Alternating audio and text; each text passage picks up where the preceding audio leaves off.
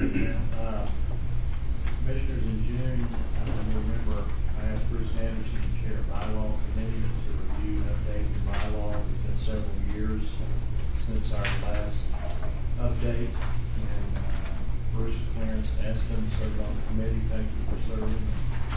I'll ask Bruce to report for us. Well, I do. That's That's good.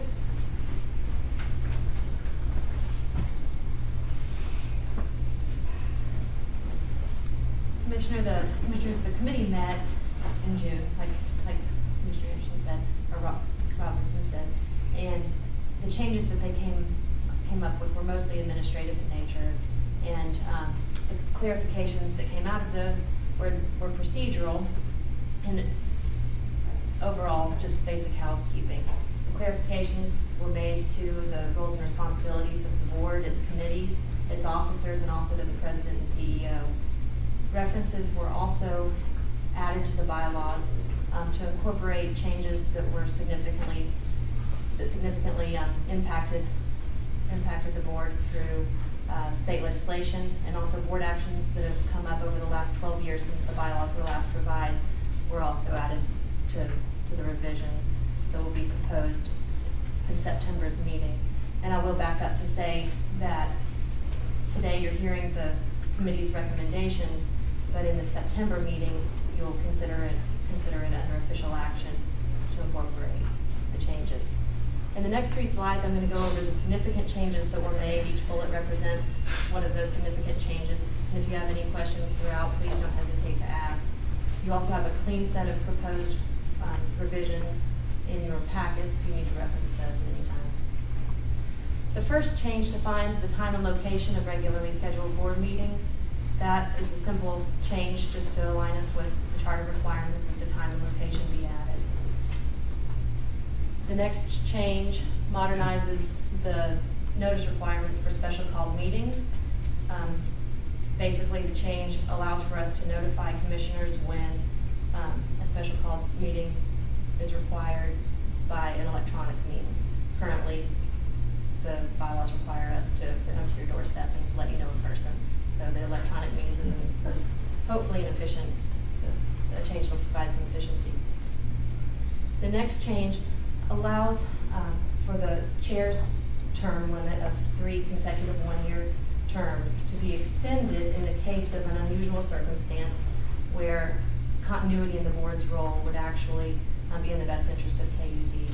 There was some good discussion regarding that in the committee meeting, and so this would just be a clause added to that section. Does that ever happen? Does it ever happen? Or Has it ever happened? well, it can't happen because right now we don't have that board. The next change clarifies the board secretary's term limits as well as a responsibility, and I'll start with the term limits part of it. The charter allows for a KUB employee to serve in the role of secretary, and right now that's Mark Walker. And the charter does not have any term limits for a KUB employee serving in that role. The bylaws in the charter, however, are silent right now regarding term limits for if a commissioner served in that role. And the committee thought it was appropriate to add term limits to the bylaws for a commissioner serving in the role of secretary. And those term limits are 2 consecutive one-year terms. The other change regarding the board secretary's responsibilities is to change the practice of the board secretary signing committee minutes and changing that responsibility over to the chair of each committee. And that's in line with Robert's Rules of Order procedures. On this slide, these are sections that have been restated. The first one being the Audit and Finance Committee responsibilities. Changes were made to eliminate an outdated provision. Also changing and replacing current bylaw language with language that comes directly from the charter just to provide additional clarification. And also a provision regarding executive sessions that state law passed in 2009 was added by reference into the bylaws. The next restatement was the financial management section, which is under the board responsibilities umbrella. And those changes really are relating to the annual budget process. And the changes align the bylaws with the practices that we're currently going through each year to approve the budget. There's further clarification regarding the CFO's responsibility to certify the funds as available in relationship to that, to when you actually approve that budget. So he has to certify availability of funds before you can approve the budget. And that was clarified. The ethics and conflicts of interest section was changed, was rewritten, given the interest that there has been over the last 12 years in this area. The ethics and conflicts of interest section is not new, but the policy that you adopted in 2007 is new, and it's been incorporated by reference as well. The last three changes are simple additions. The first one is a rather lengthy portion added to the bylaws regarding procedures for meetings and the meeting procedures, and also the election procedures if and when an officer of the board is absent from a meeting temporarily, or also if the officer leaves his post during a term, in the middle of a term. And we have had that happen, and the procedures are just codified at this point. The next addition was adding the practice where the board chair attends committee meetings but does not vote on matters that are being considered in those committee meetings, and it's just a codification of the current practice. And the last one is the addition of oath of office procedures for a commissioner who is incoming to take the oath of office at the very beginning of his term, and also to take it when he's reappointed to a second term. And those are all of the changes in a nutshell. Do you have any questions about those before? Can I make a comment?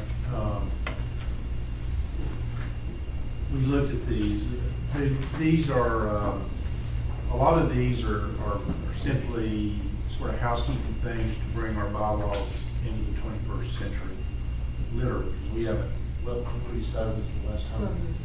So it's been a long time since we revised them, and electronic type notices and things like that are appropriate, I think, at this time. A lot of these are changes that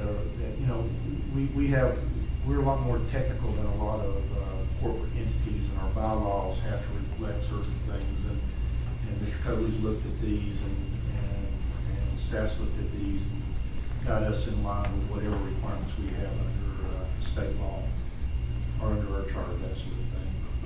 And I think in general they're pretty straightforward and clear cut. If you read the whole thing, if you had the red line copies, you'd see that these are just pretty straightforward things. I don't think there's anything that we would think's out of the ordinary. Having said that, there's one part of what she said that I want to talk about when it's appropriate, but do what? Now's the time. It's appropriate. In Betsy's presentation, can you go back to the slide about the allow flexibility for the chair to serve beyond the 3 consecutive one-year terms? We discussed that. We discussed that at length. We probably discussed that aspect of this more than anything else that we talked about. And if you look on page 4, you've got the language there under officer elections and terms of board officers, and then towards the end of that paragraph it says that a commissioner elected to the office, that's wrong, at the top, a commissioner elected to the office of chair shall be limited to 3 consecutive one-year terms or until his or her service as commissioner ends, whichever comes first. However, this limitation may be waived by the board if it is in its judgment circumstances exist that would make it in the best interest of KUB for a commissioner to continue to serve beyond the limitation of 3 consecutive one-year terms. It's a long sentence, but the intent was, and the discussion was, we talked about having this be 2 consecutive one-year terms instead of 3, and the idea being not getting tied into this 3-year, really what has become sort of a 3-year term, and give more opportunity for others to get involved in leadership. The point was raised that there could be circumstances and times, and I'll go back to the time when we really were in the wastewater and initiated the PACE 10 program, where it was unusual circumstances, and those unusual circumstances sort of suggested maybe we don't want to have a change right now. We want to sort of keep status quo, and that probably would be maybe an example of a time that would fall under this circumstances that it's best interest to keep it as it is. We decided on the 3-year term in case that we needed that flexibility before we decided on the language that said that if circumstances present itself, we could waive that requirement. I want to suggest that even though this was our recommendation at the time that we did this, that we go back to the 2-year instead of the 3-year, because the language that we have now added, that part that starts with however this limitation may be waived, that takes care of the concern that we had about the need to have some flexibility. So,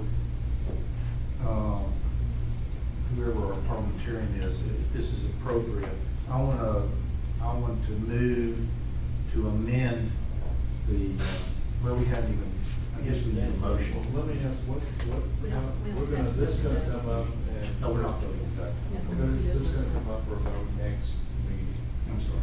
Right, and there'll just be one vote, not a 2 different meetings, okay, and you mentioned the red line document. I don't know if anybody's interested in seeing that. It wasn't on the committee. I don't know that you need to, but it's available if they need to. But we will have an official resolution for the next meeting just to clarify. All right. Well, let me just tell you, at the next meeting, I'm gonna move to amend what's in front of you to say 2 years instead of 3 years. I don't think we need it. In your all's discussion, did you talk about the possibility of having the chair for 2 years instead of 1? Did that discussion occur? No. Would that be something to consider? I mean, I think from experience that there's a learning curve for everything. Certainly, being a commissioner, being an officer, being chairman, being in a committee. And I wonder if that wouldn't be worth at least consider talking about, making the chairmanship 2 years, and just 2 years. And then if there's an extenuating circumstance that needs to be extended, then that'd be fine. But I think it's just worth considering. I'll lobby for the 3 years, and the key to me. 3-year term or? No, the potential for 3 years. Okay. I think the key is flexibility. I think we've had death of a commissioner, we've had a resignation of a commissioner, we have certain circumstances that can be sometimes in a difficult situation. And I think that flexibility is what's important. Any of these, we're going to vote outside of a 2-year term. We're going to vote every year, who's going to be the chairman or whatever else. So that's the ultimate flexibility to change things every year. But I assume there are certain circumstances sometimes beyond our control, which we need to be allowed to have this flexibility for the 3 years or beyond. And you ask if it ever happen or whatever, or I don't foresee it. It has to, but sometimes I just think